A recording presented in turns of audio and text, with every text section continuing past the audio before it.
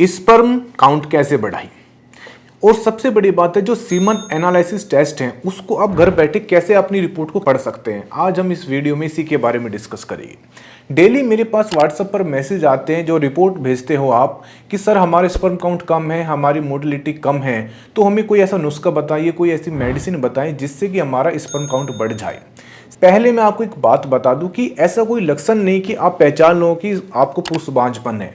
जब तक आप टेस्ट नहीं कराओगे, और टेस्ट कौन सा कराना है, सीमन एनालिसिस टेस्ट। जब ये टेस्ट कराओगे तभी आपको पता चलेगा कि आप पिता बन सकते हो या नहीं। जब आपके पास रिपोर्ट आ जाए तो आपको 3 चीजें देखनी है। पहली है स्पर्म काउंट, सेकंड है मोटिलिटी और थर्ड है मॉर्फोलॉजी। यदि आपके तीनों में से कहीं भी गड़बड़ है तो इसका मतलब आप पिता नहीं बन सकते। अब तीनों में देखना क्या है, सबसे पहले आते हैं स्पर्म काउंट के बारे में। यदि आपका स्पर्म काउंट 1 ml में 15 मिलियन से कम है तो इसका मतलब आपको पिता बनने में कहीं ना कहीं गड़बड़ आएगी। सेकंड है मोटिलिटी। मोटिलिटी का मतलब है चाल, स्पर्म की चाल। आप जब भी रिपोर्ट पढ़ते हो उसमें लिखा रहता है मोटाइल और नॉन मोटाइल। यदि आपकी चाल 30% से ज्यादा है तो आपको घबराने की कोई जरूरत नहीं है, लेकिन यदि 30% से कम है तो फिर कहीं ना कहीं आपको घबराना जरूर चाहिए। थर्ड है मॉर्फोलॉजी। मॉर्फोलॉजी का मतलब है, देखिए जो स्पर्म होता है उसके अंदर हेड है, नेक है और टेल है। यदि वहां पर कहीं भी उसकी शेप और साइज में कहीं भी गड़बड़ आ जाए तो फिर भी आपको पिता बनने में प्रॉब्लम होगी। 3 चीजें हो गई।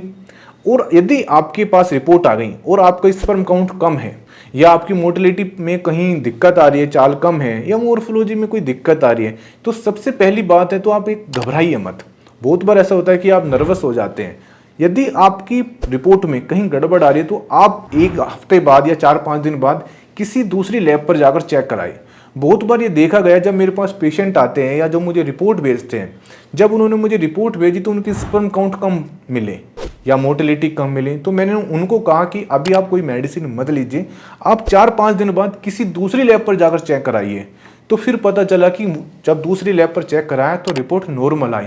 ये बहुत बार होता है, आपको घबराने की जरूरत नहीं है। आपको तब भी कोई डाउट है, मेरा व्हाट्सएप पर नंबर है, पहले आप मुझे रिपोर्ट भेज देना। देखिए रिपोर्ट पढ़ने का काम हमारा है, आपका नहीं है। आप इसको लेकर इतनी टेंशन मत पालिए। और ऐसा नहीं है कि ये ठीक नहीं हो सकता, 100% स्पर्म काउंट ठीक हो जाते हैं, मोटाइल ठीक हो जाती है, मॉर्फोलॉजी ठीक हो जाती है। सबसे बड़ी बात है कि जो हमारे पास सवाल आता है कि कारण क्या है। जब हमारे पास स्पर्म काउंट की रिपोर्ट आती है, सीमन एनालिसिस रिपोर्ट आती है, तो हमसे एक ही सवाल पूछा जाता है कि सर इसका कारण क्या है, मुझे ये बताइए कि मुझे स्पर्म काउंट कम क्यों हुए। देखिए इसके कुछ गिने चुने कारण होते हैं, जो मैं अपना प्रैक्टिकल अनुभव है वो मैं आपको बता रहा हूँ। जब हम उनकी सीमन एनालिसिस टेस्ट देखते हैं तो उसमें सबसे पहले आते हैं पस सेल। कहीं ना कहीं उसकी पस सेल बड़ी रहती है, मतलब इन्फेक्शन है। इन्फेक्शन कहाँ है, यूरिनरी ट्रैक्ट में, यानी कि पेशाब में।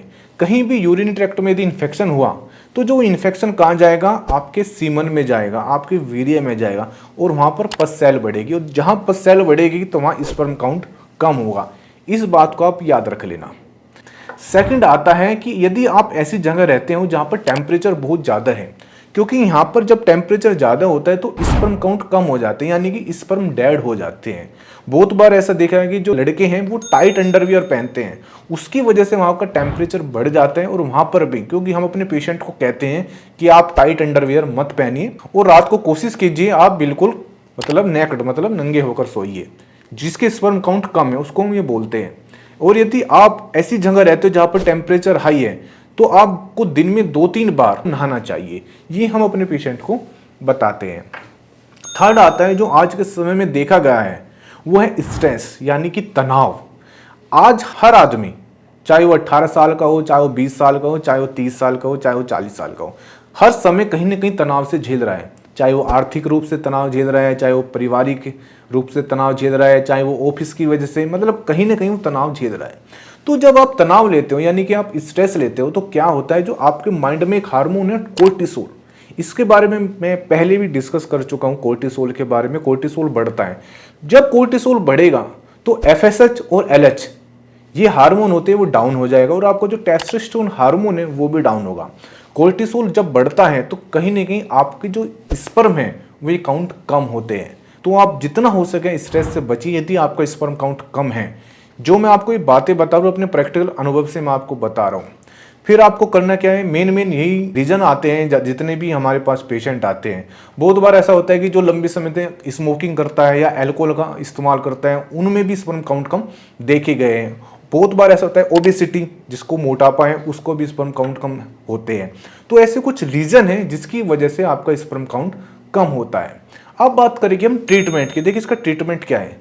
देखिए आपको करना क्या है, सबसे पहले तो आपको रिपोर्ट हमें भेजनी है, उसके बाद हम आपको ट्रीटमेंट बताएंगे, फिर हम आपको कुछ डाइट बताएंगे। डाइट में मैं आपको अभी बता देता हूँ, इसमें जो स्पर्म काउंट की सबसे बेस्ट डाइट है वो है पालक। यदि आप पालक का इस्तेमाल करते हो बहुत तेजी से स्पर्म काउंट बढ़ता है।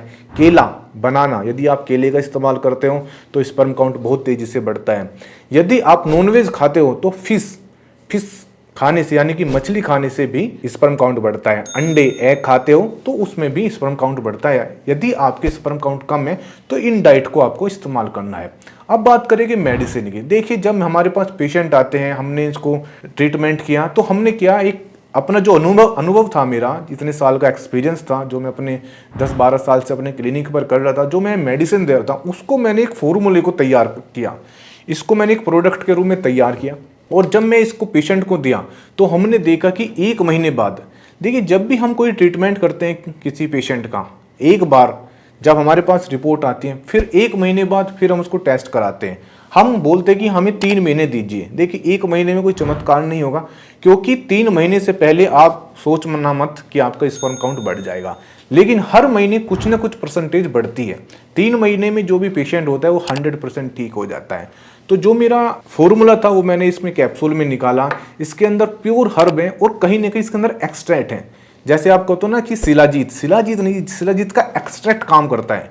आपने सुना होगा सफ़ेद मूसली, लेकिन सफ़ेद मूसली का जो एक्सट्रैक्ट है वो ज़्यादा काम करता है। ऐसे मैंने कुछ इसके अंदर हर्ब है वो डाले हुए हैं, फर्म बूस्ट इसका मैंने नाम रखा है। तो यदि आप इसको इस्तेमाल करोगे तो आप 1 महीने के बाद आप देखना कहीं ना कहीं आपका स्पर्म काउंट बढ़ जाएगा।